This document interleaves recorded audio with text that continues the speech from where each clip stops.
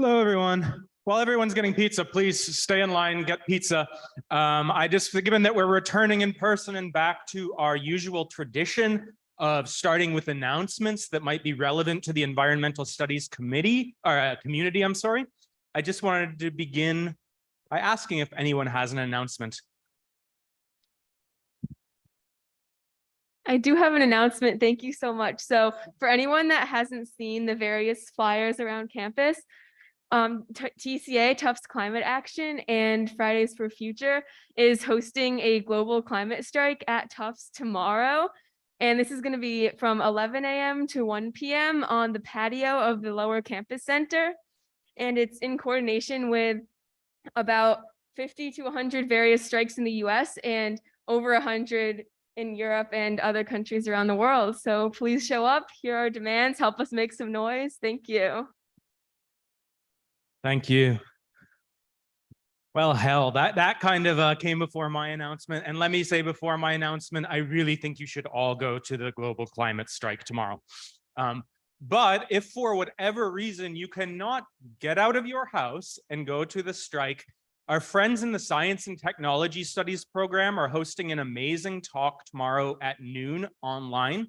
It's with Chloe Amon, an anthropologist at Cornell, who many of you may have read. She's worked for a long time doing both scholarship and climate justice activism, particularly around fights over incinerators in lower income communities in Baltimore. So her book's about to come out. It's going to be a great talk, noon tomorrow, but please do go to the global climate strike events.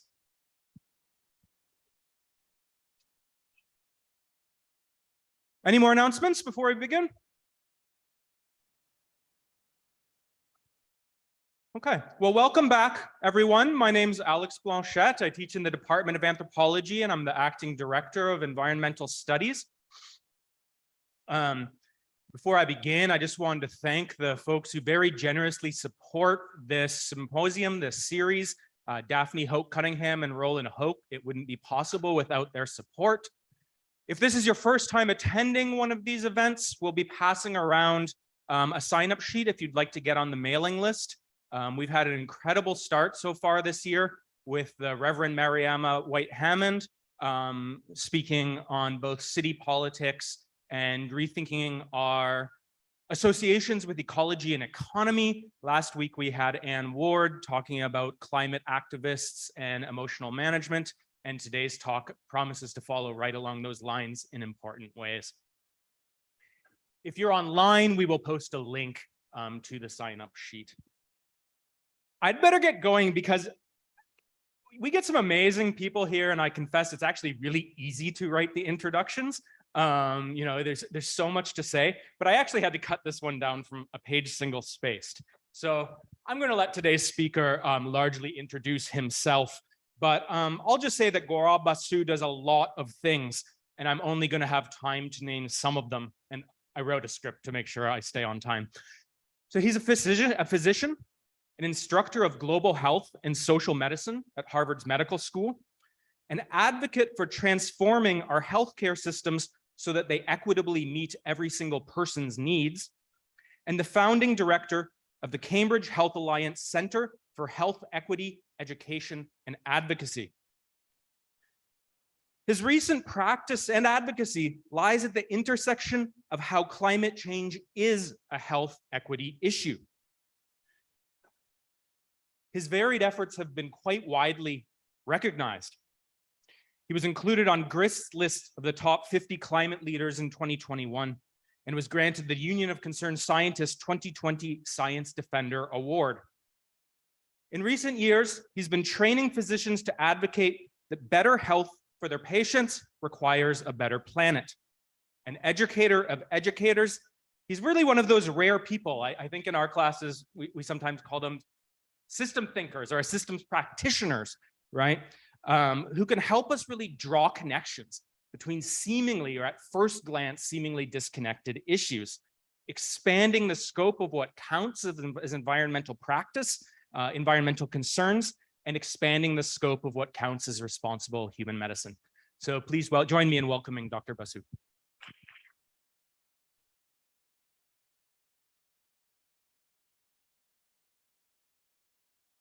Okay, everyone can hear me all right? I'm very humbled that you all came, so thanks for coming. Alex, a very generous introduction. It's my first time talking at Tufts, so I'm very excited to join you all and really excited for this conversation. So, and I was saying to Alex before that, I really love this, this space of health professionals, engineers, environmental justice activists, all coming together and talking about this stuff. So, my angle in this is health equity and how health is at the center of climate change and the conversation of the problems and the challenges and also the solutions. And I love a back and forth and love for you all to tell me about your experiences and your backgrounds and how anthropology and health and engineering and activism can all come together because we need all of us pulling together to make this change. So I'm going to go through the ways I think about this in terms of a health frame. In particular as a health equity frame. And then I'm going to really try to, my mom is visiting from California over there. Mom, hi. Man, I better be more interesting to keep mom's attention. So mom's going to be my time check to make sure my mom's visiting California. So to make sure we leave some time for discussion. All right, so let's get started. Woo.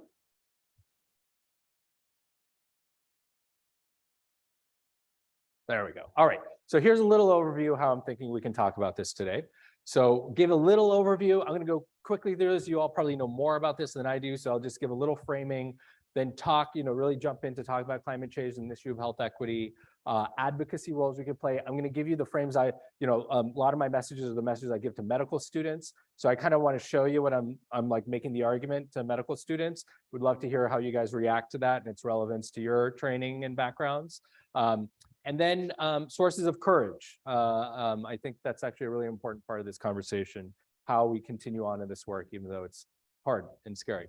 So I always kind of start one of these conversations. I think the emotional reactions, the psychological reactions to climate crisis is a really important place to start. So I'm wondering, people are willing to raise your hand, and what's a one-word emotion that comes to your mind when you hear the climate crisis?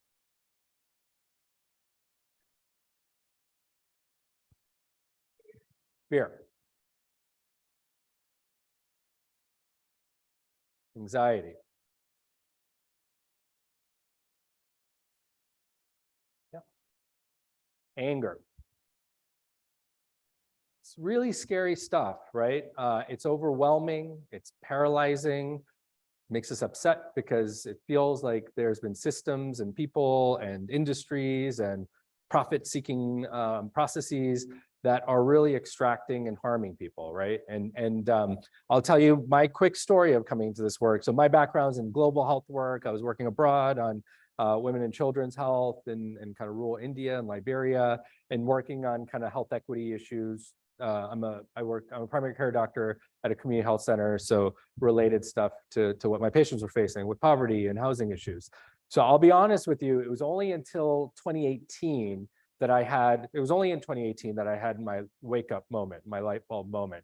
I'm a little embarrassed to say that because I probably should have figured this out at your age and been more involved in this from the beginning. But the IPCC report of 2018, which many of you know, was the thunderbolt moment. It was like a truly, I think people figure this out over time or have tidbits. It was like a jolt. It was a thunderbolt for me. And it was like being able to see something I couldn't quite see before, and then seeing it everywhere, right? And it's like every little piece of our society, you can see the ways we're not doing this right. My wife was pregnant at that time, and it's probably no coincidence that my sense of generational responsibility and intergenerational justice was really forming in my mind. And I just kind of felt like my son and my wife would go to sleep, and I was staying up late trying to study this, trying to figure it out. Really didn't feel like it felt so complex. I wasn't sure how I could contribute. And then realized that doctors actually have a really important part in this work, and that actually climate change, a critical piece of this, is the health equity frame. And since then, I've been trying, stumbling around in my own ways, trying to figure out how I can be a part of this big team, trying to make a more just, equitable world. All right, I'm going to go through the next couple of slides really quickly because again, I usually make sure medical students know about this. I think probably you all know this better than they do. But this IPCC report, let me just make sure that everyone level sets on these. Many people know this already, but that report in 2018 showed that warming had gone to 1.1 degrees Celsius from pre-industrial levels already. All right. And that warming was expected to happen as soon as to 1.5 degrees Celsius was expected to happen as soon as 2030. And studies since then, I think you see the range there, 2030 to 2052. Updated studies are suggesting that we're going to hit it on the earlier end of that spectrum and probably 2030. That 1.5 degrees Celsius, everyone kind of knows that's a pretty important landmark milestone in global politics in the UN, given the Paris Agreement. And so it was going to happen much sooner than at least I understood. And in order to keep warming to that level, we'd have to cut all our emissions by 50% by 2030 and get rid of all global emissions, anthropogenic, human-made greenhouse gas emissions by 2050. And the UN says another way, we've got to ramp down emissions by 7.6% every single year, right? And when I read this report, it was a daunting, overwhelming, how in the world are we going to do that? Because we were going in the wrong direction, and we still are. And so I'll just touch on a few data points here. This is showing global carbon dioxide emissions in the last 30 years. You could see how certain global events cause bumps downwards, but we've been steadily increasing. And sure, in the 2000s, we're increasing at a higher rate than we have in more recent decades. You could argue we've kind of flattened out right now. And that, of course, COVID, we went down 5.4% because of all the lockdowns, et cetera. But we clearly didn't really learn our lesson of how to create a green recovery, and we've bounced back up. So again, this is global. And if you think again, we've got to be cutting down 7.6% every year, flattening our global emissions isn't good enough, right? That's not getting us to try to fight for that 1.5. Let me just make the point. This is a really important point in my head, and make sure you all know that there's a conscience about this on my point. 1.5 is not a success, right? There's a lot of harm. There's a lot of pain at 1.1, 1.2, where we are now, right? And 1.5, we can't say, we're doing good in getting 1.5. And still, it'd be a heroic effort to be able, given what we've done so far and not done so far, to keep it to 1.5 is a metric I keep. It's arbitrary, right? It's nothing magical about that number, but it is a milestone number in my mind of how we are tracking where we're going. Okay, does that make sense? All right, so just a quick word again. Again, you all know this pretty well, I think. Transportation is the #1 source. This is US emissions, greenhouse gas emissions. So transportation, #1, bounce down, but bounce back up. Industry is how we make concrete and steel and things like that. Powers our electricity, and then buildings is how we warm our water and rooms, et cetera. So just a little perspective kind of where the sources of emissions are in the United States. And it's important, again, you all could teach me about this, about our land-based solutions here and how deforestation, runaway agriculture are causing tremendous carbon dioxide emissions. And our relationship to the land is a critical part of how we keep our carbon stores and all that. So when I teach this to medical students, I'm making the argument that this is medicine. To learn about how we invest in our planet is fundamentally an issue about how we take care of people's health. And this slide, the point I want to make here is that we are on a journey here, and we have different arcs that we can choose to take, and they are different pathways, right? And again, 1.5, you can see how dramatic a cut down in emissions we have to do to get to 1.5 and keep it there into the next century. That is an extraordinary effort, and you can see how much work we have to do. And on the side here, you can see, policies and actions is what we've promised to right now. Targets are like what we've promised by 2030. Pledges and targets are all kinds of pledges, and then optimistic scenarios. So, there's a mix of different messages here, but it shows that if we just do what we're doing right now, we're going to get to 2.5 or 3. And if we fulfill our promises, we have much more positive outcomes. Still not enough. But there's mismatches from what we're saying we're going to do, promises, and what the actions are. That's kind of the bad news, that there's a mismatch. The good news is every time there's new bills yesterday was a huge example. Kigali amendment, right, passed the Senate, which is outlining the super potent greenhouse HFCs in refrigerants and air conditioners.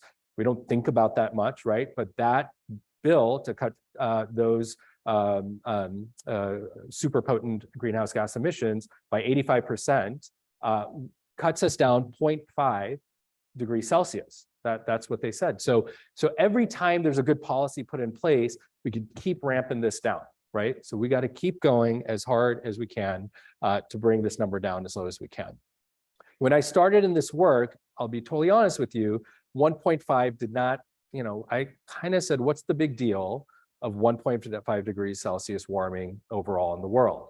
It showed my lack of understanding. And now I tell the medical students, that's what, about 3 degrees Fahrenheit, right? So I said, imagine your body had 101 degree temperature, fever all the time.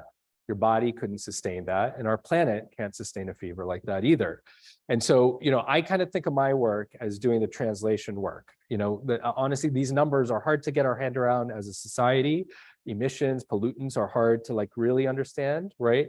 And so we've got to translate it into what it means for human beings. And so these are a bunch of metrics I care a lot about with my global health background: heat wave exposure, water stress, running out of water, risks of power production, crop yield change, habitat degradation. And these bars here, you'll see that first one is 3.9 billion people, right? Because it's representing millions of people there. So 3.9 billion people is represented in that bar graph. So keep an eye on those bars as I go from 1.5 to 3 and see how big a difference these numbers make. There's 2, and that's 3. So these, when I saw that this was out of Nature, so when I saw this study, it was one of those moments where I was paralyzed, I was staying up late, stressed, worried, how were we ever, what was this going to mean to the world? What was it going to mean to the communities I've worked and served in rural India and Liberia? It was very daunting. Now, another way to see this is that every fraction of an emission, every fraction of a degree that we can bring down is going to help and save millions upon tens upon hundreds of millions of people. So this is a truly consequential time that we live in, and every effort we do to ramp this down can be translated into millions and millions of lives saved. All right, so now let's get into the health. Okay, so this is the way I think about how the burning of fossil fuels and climate change impacts health and health equity. All right, there's kind of 9 ways I think about it. Frame it in a lot of different ways. This is kind of the way I think about it. So natural disasters, extreme weather, food insecurity, water scarcity, infectious diseases, I'll say a word about that, heat-related diseases, air pollution, mental health, which I don't think we talk enough about, and then forced migration, political conflict, which I think is happening dramatically around the world. And I don't know if we have a great appreciation for that here in the US. So I'm not going to be able to go through all of these. I'm going to run kind of quickly through, kind of just spotlight a couple issues just to get conversation and thoughts stimulated and for your consideration, but I won't touch upon all of these. So first thing I want to make a point on, this is infectious diseases, is that I'm doing it right now. I'm talking about climate change, right? And that, again, you all know this better than me, but that is a very incomplete story of just talking about emissions and not talking about this broader framework of planetary health. So when I put this photo up, and when I put this photo up for medical students, talking about biodiversity and ecological stability and our habitat use and misuse, our water misuse, our land misuse, the way that we're cutting down forests and replacing them with runaway agriculture or moving into natural habitats for housing complexes, et cetera. That's a big deal, and I'll highlight the connection here, though there's many different kinds of health connections to infectious diseases. And obviously, pandemics and zoonotic diseases, which is a disease that starts in animals and it comes to humans, is obviously at the top of our mind.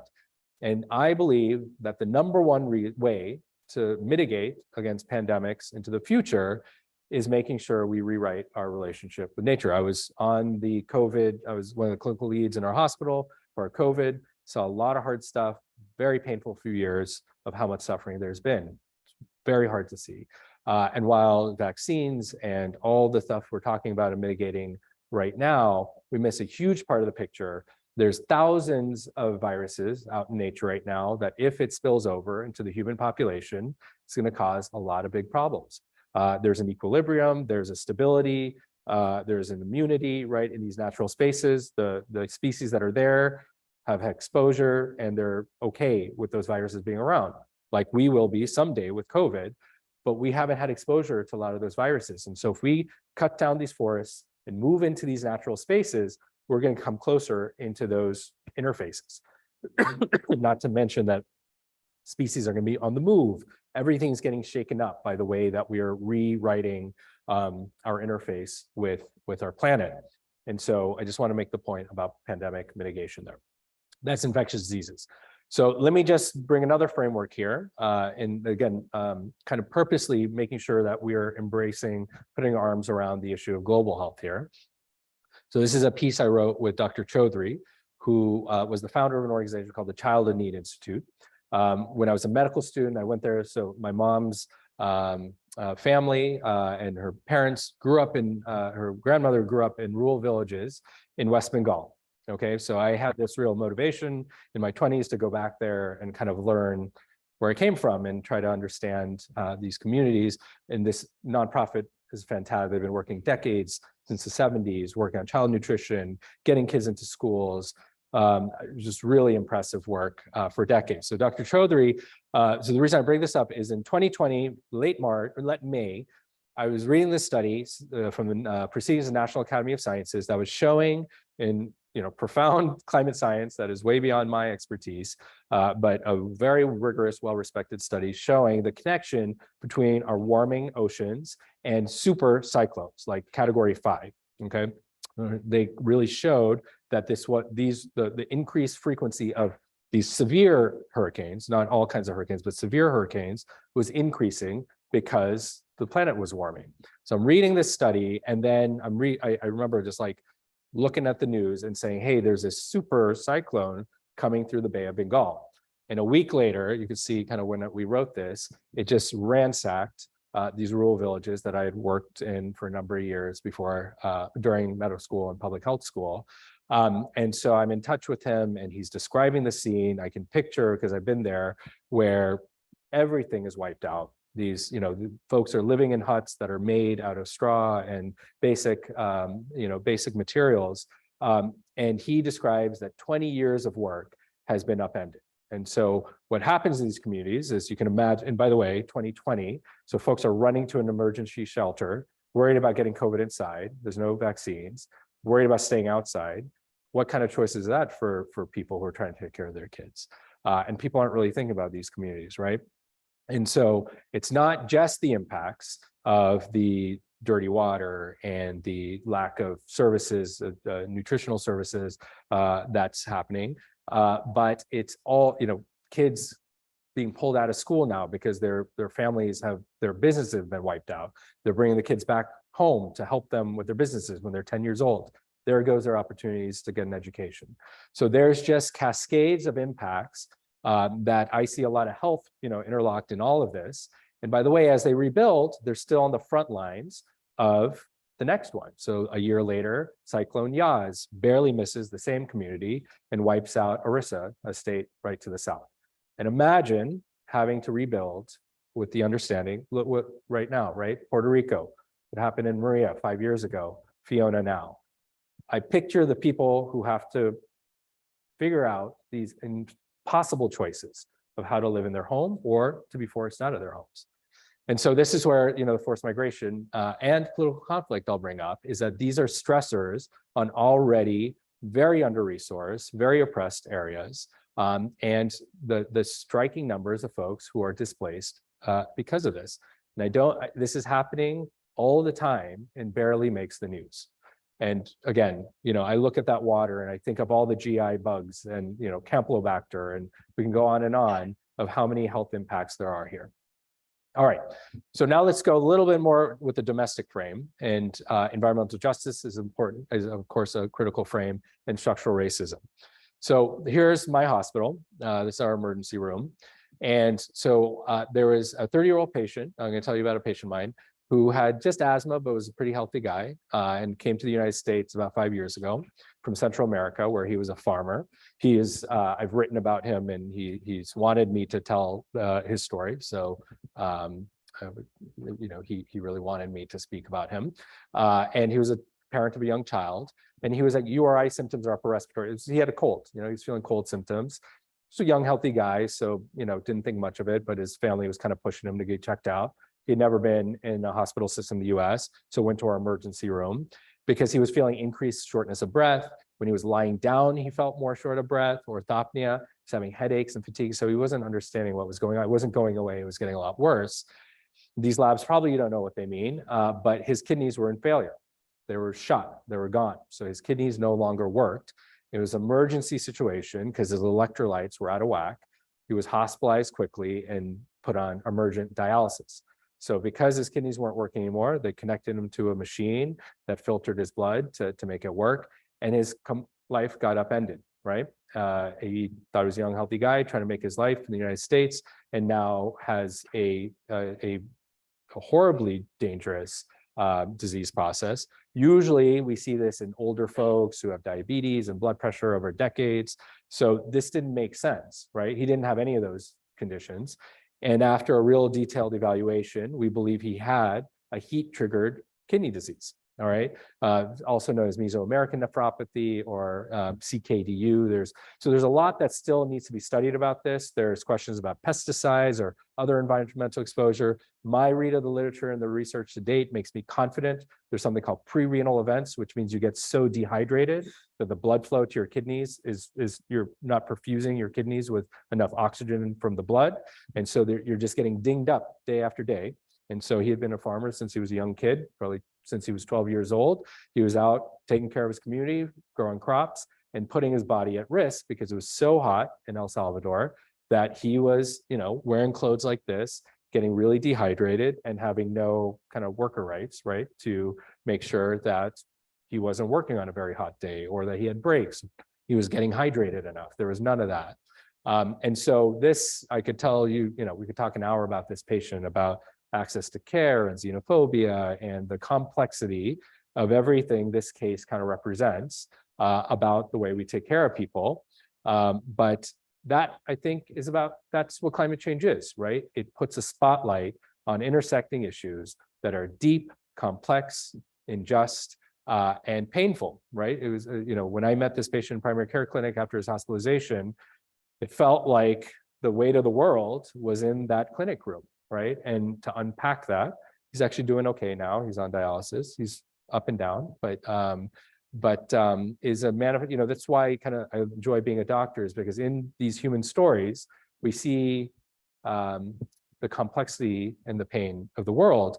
And it is kind of, my patients are my teachers of understanding what the world's needs are. And this was really, at that time, I was taking care of about 2018, a real part of my awakening on climate change. So I'm not going to go through all of this, but this, was teaching me about the importance of heat. Okay, I honestly wasn't thinking enough about heat, how dangerous that was to my patients.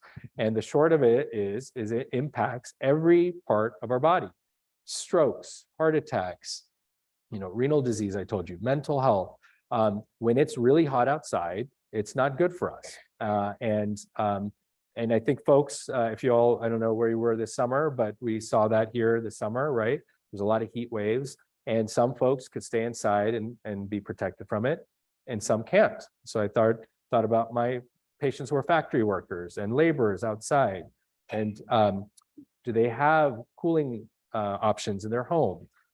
Realize how much I was missing without seeing the risks of heat. So this is a diagram that kind of was another jarring thing for me. So this is from the city of Cambridge. Let me kind of simplify it for you. Excuse me. So historically on the left, city of Cambridge, where I live, has had about 10 days of heat over 90 degrees Fahrenheit or more. And that darker orange is 1 day over 100. That's kind of where we are usually, historically, let's say. By 2030, you can see that goes up to about 29 days over 90 and 2 days over 100. And then you can see how much it increases into the future, let's say 2070. And the yellow and the pinky kind of colors are worse kind of models. So like if we have worse, if we don't mitigate against climate, that's a worse option. So you can see, I first made the argument, think globally. I think also like understand the impacts locally help us really understand the impacts. And so we've got, there's the adage, every system is perfectly designed to get the results it gets. This is where we start talking about structural racism, and that we've got to do a systemic review and understanding analysis of how this came to be. This didn't just happen, right? We didn't stumble upon these problems. These problems were made and they could have been solved a while ago. We're making some progress now, but Dr. Kamara Jones is a real trailblazer in racism work in medicine. She defines structural racism as a system of structuring opportunity and assigning value based on the social interpretation of how one looks, such that it unfairly advantages some individuals and communities, unfairly advantages other individuals and communities, and saps the strength of the whole of society through the waste of human resources. So when I hear this definition, when I say this definition, my mind immediately goes to climate change, right? Does that make sense? You read this, can you picture all these cases I just said, how this really embodies all of that? And so if we do that systemic analysis, we realize how it came to be, that the impacts of this are disproportionately felt. Let me be more concrete and scientific about it. So Jeremy Hoffman, maybe some of you know this study, did a study 2 years ago looking at redline communities. Folks know what redlining is? 34 years, right, 1934 to 1968 of racist policy, explicitly racist language saying, banks, mortgage companies, don't put your investments in these red lined communities, put them in the green ones. Federal policy, that was part of New Deal policy that pulls, all that investment into certain places and took it away from others. And should we be surprised that those green communities developed and the red ones couldn't economically? And so while controlling for other variables, he found that redline communities were 2.6 degrees Celsius hotter than non-redline communities. And think back to that 1.523 thing, that's a lot of heat. That's because there's not tree canopies, and instead there's industrial space, concrete, et cetera. There's not, you don't have those covers from green spaces. And so I translate that into the impacts of heat on my patients. This was a friend of mine from college, Joshua Apte, did this study over in Berkeley, connecting air pollution to redlining. 45 million Americans breathing dirtier air, connecting, again, redlining to the disproportionate distribution of air pollution. And so as a primary care doctor, again, I read studies like this one, and I'm relying on Jeremy and Josh to do the fancy climate modeling that I have no idea how they're doing, but they're brilliant about it.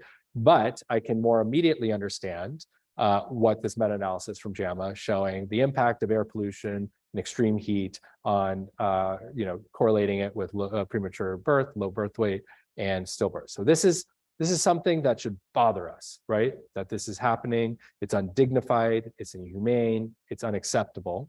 And when you do a subgroup analysis of this, you see that Black people are disproportionately at risk.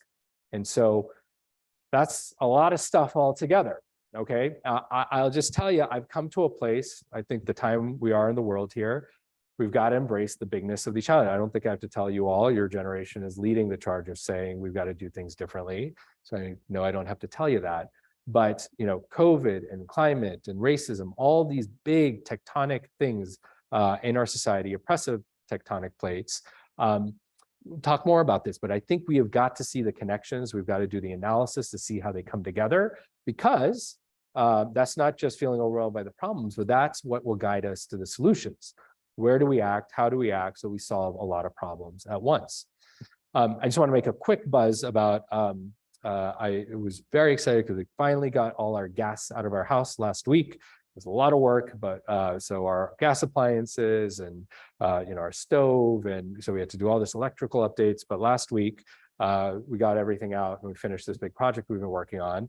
The reason is indoor air pollution is a big deal. And so stoves, and particularly these gas stoves, studies have shown that children who live in homes with gas stoves are somewhere 25 to 40% more likely to develop asthma. My Harvard Sea Change, one of the centers I work for, there's a great study that came out of there by by the team, I wasn't involved in the study, but showed that benzene is one of the carcinogens that's leaking out of natural gas pipes. Even, and a third study was showing that even when you turn the gas off, this natural gas is leaking, methane's leaking into your home. And so it's not just the potency of the emissions, the heat trapping ingredients of the gas, but it's the pollutants that are coming out as well. All right, so all right, I don't know. Do you guys feel overwhelmed? Is it too much? Did I say, all right.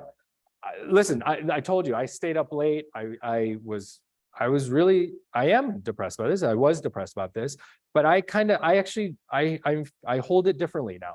You know, I think now, again, it's this embracing of the deep work we have to do and the work of imagination, of thinking about how we fundamentally make a different kind of world. And that's always been true. There's been harm and danger and pain throughout the world. My global health work really kind of gives me some anchoring this, that the world has always been a place of great suffering. And we have new challenges, new phases of old challenges, maybe we should say it that way, in which we've got a lot of work to do, right? And again, I think this is a time in which we have to stay rooted in a vision of what can and must be, and then make it. And the reason I actually feel different, about this now, I'm actually not dark about it, is because I think we can make that world. I really do. And I think that we've got, human beings are also, as much as we are difficult, we cause a lot of pain for each other, we are also extraordinary. And we are capable of making solutions that transforms it. The Kigali thing yesterday is one bill that barely people are talking about, and one policy can bring our emissions or our warming 0.5 degrees Celsius. I mean, and that's because we can figure out how to do it. We'll talk about, the Inflation Reduction Act. I think that was a big deal, though there's so much more that we need to do. So I'm just convinced that we have a path forward to ramp down emissions and make a lot of progress in this. And the wisdom and the understanding of what to do is not just the fancy technological stuff. I was saying, COVID is not just about vaccines, but investing our planet. Climate is not just about EVs, but it's about wisdom about how we interface with our natural world. So I think of climate change as our relationship to the earth, each other, and future generations. And I think that has really been influenced by Indigenous wisdom. I think also my own heritage and background has taught me that as well. But Indigenous people make up 24% of all land masses around the globe. And in those land spaces make up 80% of the world's biodiversity. So there's wisdom there, there's solutions there, and we need to make sure that we amplify that and we let leadership come from these spaces so that we see the paths forward. All right, this is a book just wrote those times I was dark and staying up really late. My wife bought me this book. She was worried about me. I think there's 100 pages of just, if you don't believe me and saying that there's a bunch of solutions, check this out, because I think it's true. All right, so I'm going to go through these kind of quick because this is usually my message to medical students. I left this in for you all because I wanted to tell you kind of what I'm telling the medical students and see your reactions to it. I'm okay on time? Okay, all right, so here's what I'm making the pitch to health professionals. So, my big role in climate change is in education. So I'm in charge of the climate curriculum at Harvard Medical School, and through my center, we're running a climate fellowship. So I kind of believe in education because, it's about community building and really kind of building our power and understanding what we can do together. So I found I kind of like that work. But so let me just throw out, like different roles, and I'd like to hear how they might be relevant to what you do. But teaching, sustainable healthcare, which means hospital systems, how we decrease emissions from the hospitals themselves, building community, engaging with my biases towards policymaking and making systemic change, writing, and then I'll tell you a little bit about this fellowship we're running. All right, so this is just a quick slide, like different bars of it's kind of hard to read. Like if you recycle, if you don't drive a car, if you eat plant-based diet. I just told you this stuff is very important to us, and we try to change our home. I realized privilege we had to be able to spend money to do that because it was not cheap and not many people can do that. But I I don't, so that stuff I'm really trying to learn. I used to love steaks. I'm not eating those anymore, that kind of stuff. We're using public transportation. That's critical because we put our being into the work. We can live our values and feel good about how we're doing, going about our lives. But my brain again goes to systemic change and I got to drop my kids off in the morning and run to my clinic. And this labyrinth of the fossil fuel infrastructure is built in a way in which you can't ask individuals to fight through those systems. You got to have new systems. So my point here is I think, individual change and habits are really important, but not nearly the point of emphasis, I think. So these are the questions I think about. What systems do you want to change? What communities do you want to be a part of? Where do you find your power, strength, and inspiration? What roles help you be most effective? And what issues do you want to spotlight? And what world do you want to make and why? And again, I think because we feel so overwhelmed and scared, and because there's very good reasons for righteous anger about this, we can see all the things that are wrong and lose touch with the vision of what can be. And I think we need both. I'm not saying one or the other, but I think it is critical to have a vision of where we want to go. All right, so primary care docs, I'm a primary care doc, so I always put this slide up. Look at all the different folks. This is who is the most trusted voice on climate. Health voices, nurses, other studies have shown are really trusted voices. So, trying to get health voices into this, I think is really important. Just so you all know, the hospital systems, this one says 10. Another study recently that was quoted in Health Affairs showed that 8.5% of all US emissions are from the US healthcare system. That's a lot. If the US healthcare system was its own country, it'd be the 13th largest emitter around the world. So we're trying to take care of patients, but we're causing pollutants and emissions that are causing harm. So there's a big movement now to get our hospitals to green themselves, which is totally possible. Here's one of my patients that wanted to tell his story about getting West Nile encephalitis. So this is one of our chief residents. So how do we teach doctors in training? West Nile is not something we think a lot about in Massachusetts. It's a tropical disease. We got to be thinking about how to change the way that we're doing diagnoses, et cetera. How do we communicate to our patients? This is Mary Rice, who's a pulmonologist, lung doctor, about taking care of people's COPD and emphysema. How do we avoid, areas of high air pollution? I'm not going to go through all of these, but this is just a word of, again, I'm really new to this, and I think I'm still stumbling around a lot. But I've gotten involved in trying to engage with, public service spaces in which, there's city, municipal government, state government. I found in any of these committees I've been in, I'm like always the only health voice in there. So think about your expertise, think about why you're passionate, and get into like spaces where decisions are being made, because the issues you care about may not be represented there, and industrial folks may be. This is just a quick story that, on the left, here's me testifying on the State House in like 2018. Short is I was really pissed off because it was about building electrification, and it was like clearly not going anywhere, and I'm smiling, but I was really upset, and it felt so far away.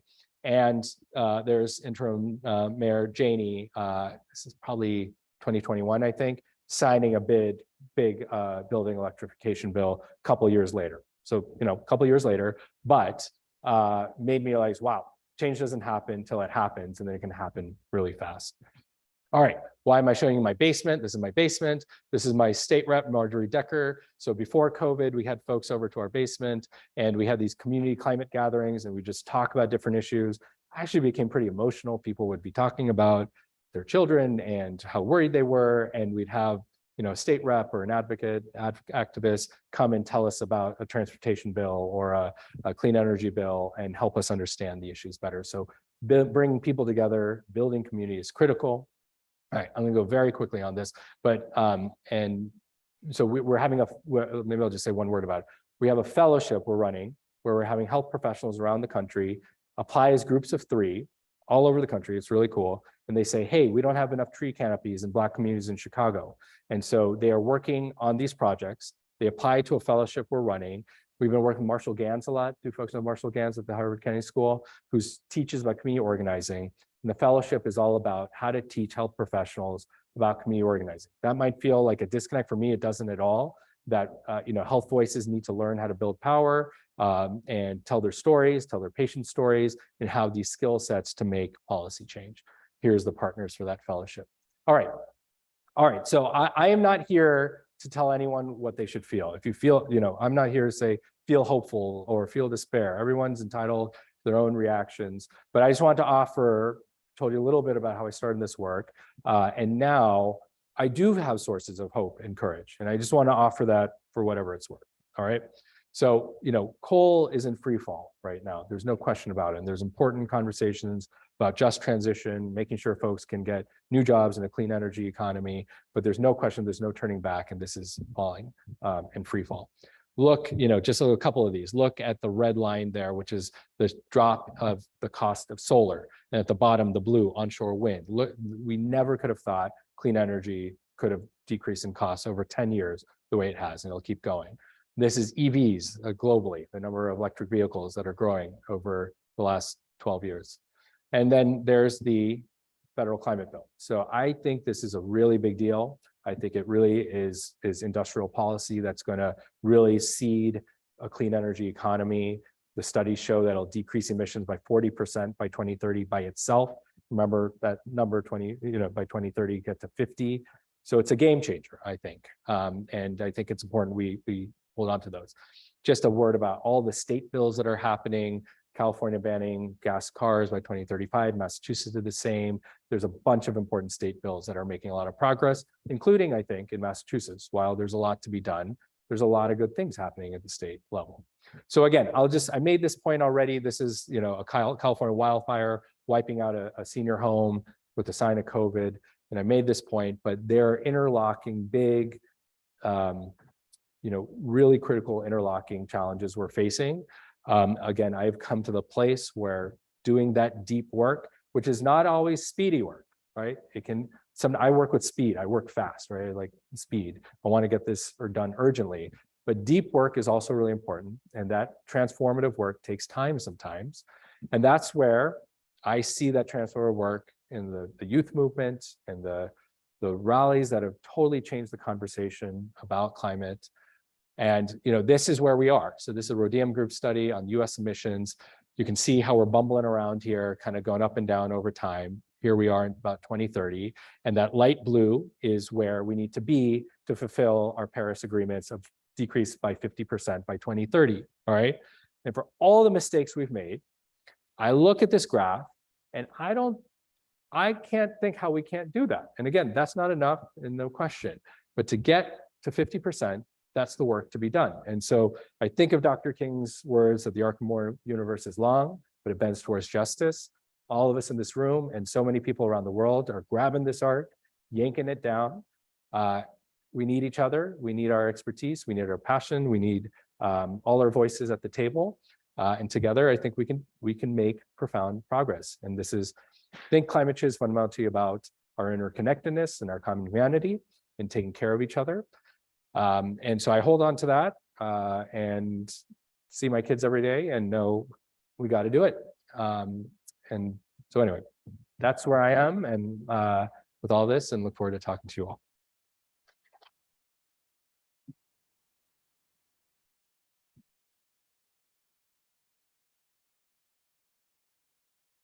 Thank you so much.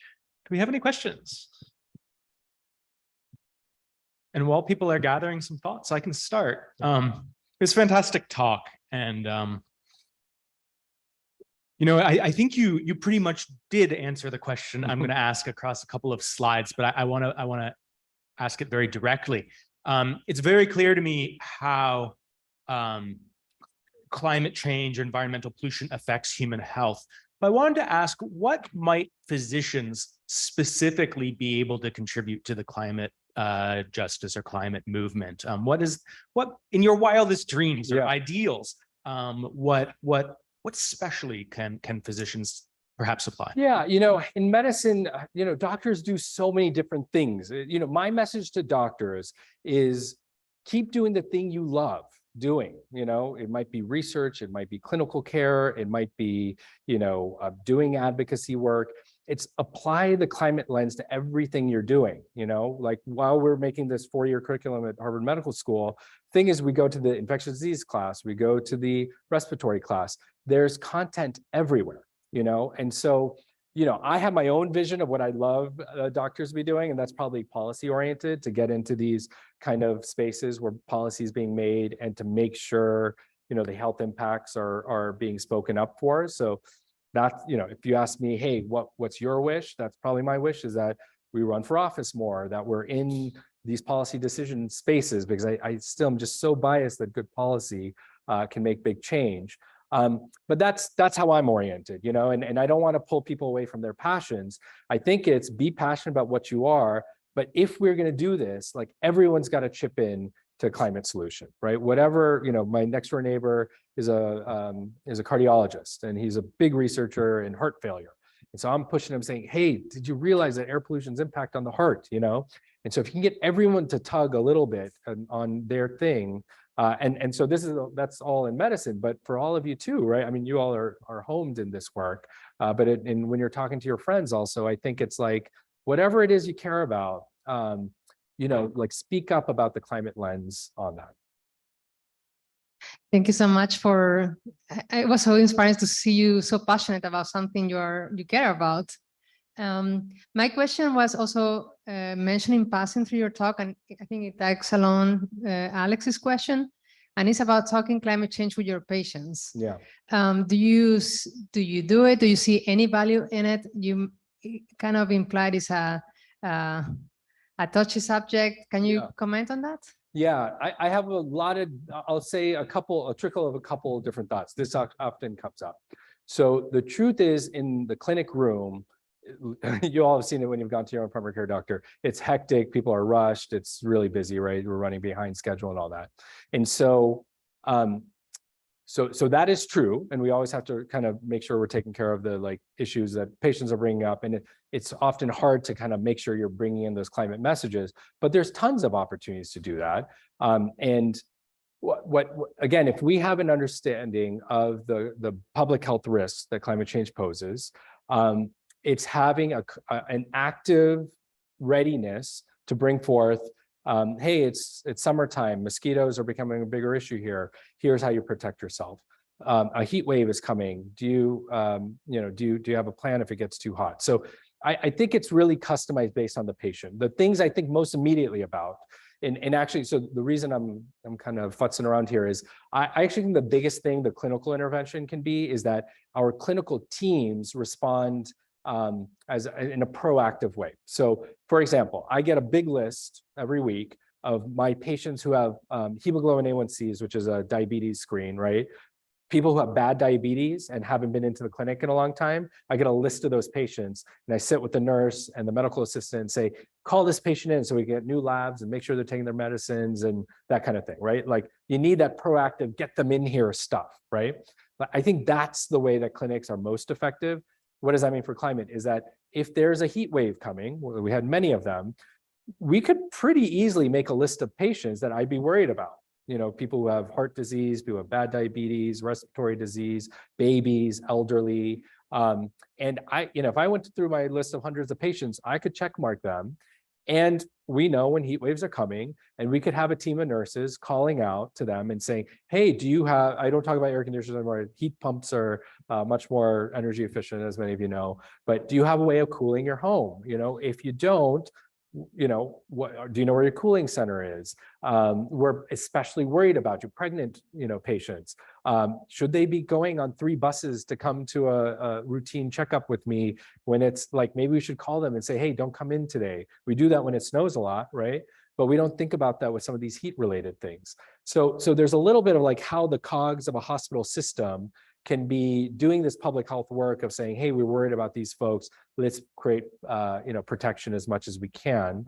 And I think that and the truth is, so Harvard Sea Changes at the Clinton Global Initiative, they just presented this new work they're doing to make clinics more ready for these kind of interventions. The truth is, I'll be really honest, medicine has not thought about this very much. There's questions of, there's medicines called diuretics. So if you have too much fluid in your body, like heart failure and all that, makes you pee out the fluid so it doesn't go into your lungs and stuff.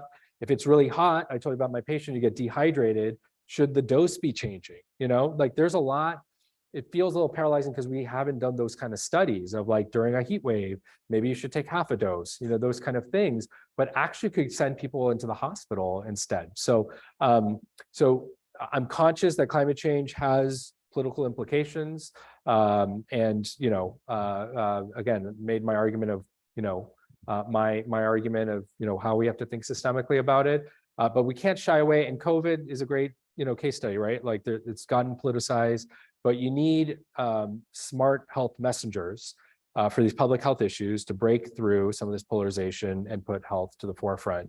So I don't think we can shy away from communicating with patients about the ways climate change is impacting our patients.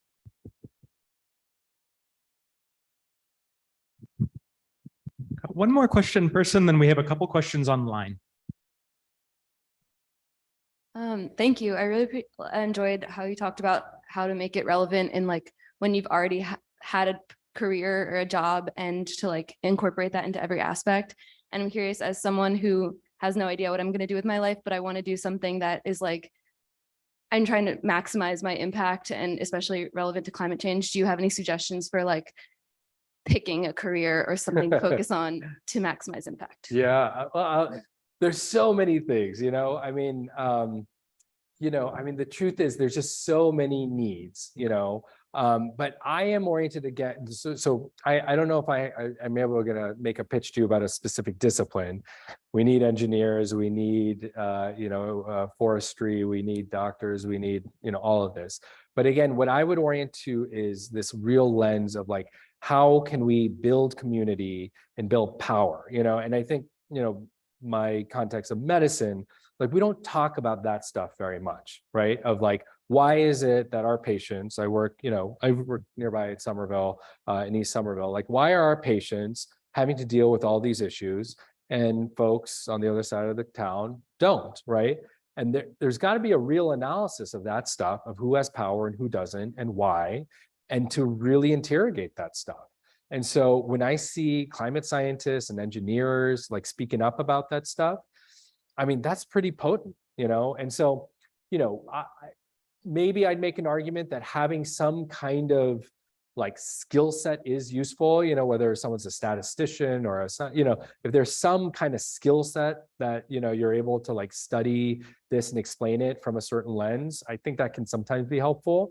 But I think that, you know, listen, I look, you know, data, I care about science and hopefully presented some good studies here. I think studies are really important, but you got to marry that with the storytelling and the community building, relationship building, and stay like close to where decisions are made, you know? So that's probably what I'd say. All right, so I've got a question that's coming online, and I'll be curious to hear your answer. This is from Tina Woolston, the Director of the Office of Sustainability here at Tufts. An OBGYN I know points out that for high-income populations, having children is the biggest individual choice people can make to influence their emissions. Yeah. However, no one seems to want to talk about this. Why not? And shouldn't it be mentioned? Yeah. That is a big, I wish I could have, I feel I want to be careful how I talk about this because I think it's a very loaded and big thing. So I want to represent all my thoughts. I don't think we should be talking about it in that way. Because first of all, as a man, I just don't feel like I should be telling anyone about how they should use their body and what they want in their life. So that's first of all. Because there's a problem that framework too often has been used. I've seen it in my global health work, that all these people in India and Africa and Southeast Asia are having all these kids, and world population, you know, that's a big problem. And it feeds into this thing, you know, the truth is the US got rich off of, you know, fossil fuels, right? We made the Industrial Revolution. We had a lot of kids. We went through this economic development. There's usually this arc where, you know, wealthier countries become, people have less kids because they have economic opportunities, et cetera. That framework often ends up putting the onus on the developing world and says, the developing world, I showed, or maybe I didn't show that slide, is a tiny carbon footprint. Like you look at Bangladesh and how much carbon dioxide they put in the world and how they're being pummeled every year by, and so people have a lot of kids in Bangladesh. And so I think the focus goes in the wrong place. And I think it distracts us from the like solutions that ramp us down. I think studies show that world population is going to level off anyway. And so I get that the quantity of world population is a factor in emissions. You remember that slide I had where it said people's individual. There's the last one is have one less kid, but I cut it off because I didn't want to present that. But anyway, that's there's more I'd want to say about that, but does that make sense? That's how I think about it. The consequential distinction to make the difference between like high income populations and I just feel like, how people decide how to make their families is a complicated thing. And who am I to tell anyone, what to do?